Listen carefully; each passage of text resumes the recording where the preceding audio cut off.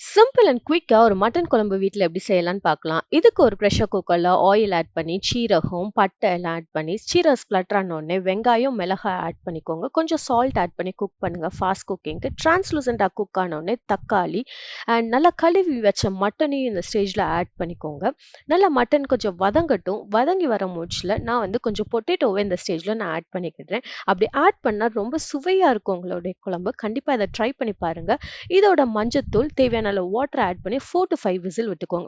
மசாலாக்கு தேங்காய், சோம்பு, சீரகம், சாம்பார் பொடி எல்லாம் ஆட் பண்ணி நல்லா மசாலா பேஸ்ட் கிரியேட் பண்ணிட்டு ப்ரெஷர் ரிலீஸ் ஆன உடனே இதில் நம்ம அரைச்சி வச்ச அந்த விழுதையும் நம்ம ஆட் பண்ணிட்டு அதில் தேவையான அளவு வாட்டர் அட்ஜஸ்ட் பண்ணிக்கோங்க உங்கள் குழம்பு கன்சிஸ்டன்சிக்கு ஏற்ப.